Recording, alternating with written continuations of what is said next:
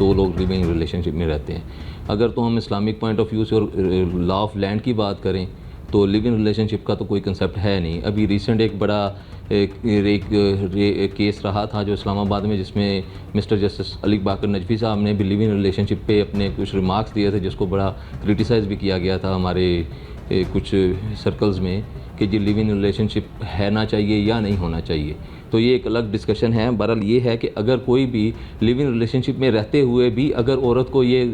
कहा जाता है कि मैं तुमसे शादी करूँगा, अगर मर्द की तरफ से ये उसको कहा जाता है कि जी मैं तुमसे शादी करूँगा,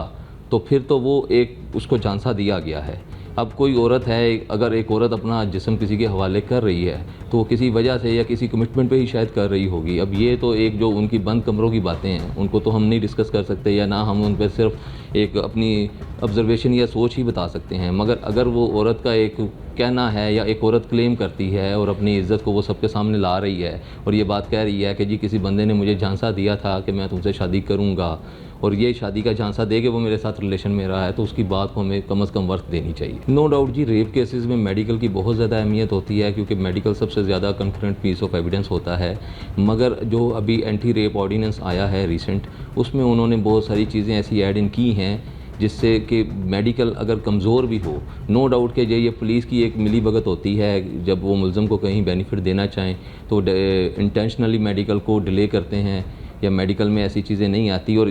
अगर हम स्पेसिफिक इस केस की बात करें तो यहाँ पे तो मेडिकल में कुछ ऐसी चीज़ें आनी ही नहीं थी, क्योंकि फ़ीमेल जो है इसमें जो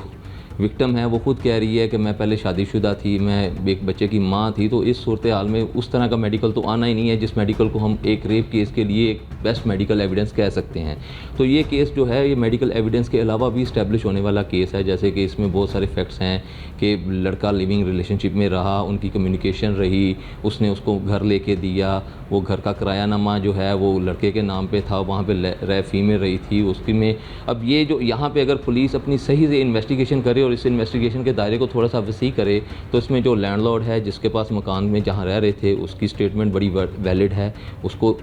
161 की स्टेटमेंट में लाया जाए, उसको कोर्ट में अपीयर करवाया जाए, उसको एज एविडेंस उसकी शहादत बतौर गवाह शहादत करवाई जाए, बड़ी ज़रूरी है। इसके अलावा जैसे आपने बताया कि वो रह रहा था, डेफिनेटली उसके खर्चे भी वही उठा रहा था, तो उसका कोई ना कोई ऐसी बैंकिंग ट्रांजैक्शन होगी जिससे ये केस बड़ा, ये एक फिट केस, एक एग्जाम्पलरी केस बन सकता है अगर ऐसे केसेस को लेके चला जाए और प्रोसिक्यूशन और जो इसके कंप्लेनेंट होते हैं अगर वो अपनी बात पे अफर्म रहे और स्टैंड करें, तो बहुत सारा मटेरियल ऐसा है, सर्कमस्टेंशियल एविडेंस इसमें है जिससे वो अपना केस बड़ा अच्छा इस्टेब्लिश कर सकती है, प्रोसिक्यूशन अपना केस इस्टेब्लिश कर सकती है वो। मगर उसके लिए सबसे पहला और फर्स्ट और फॉरमोस्ट बात यह है कि पुलिस को अपना दायरा कार वसी करना पड़ता है तफ्तीश का। कन्वेंशनल जो इन्वेस्टिगेशन वेज़ हैं कि सिर्फ मेडिकल पे रिलाई ना करें,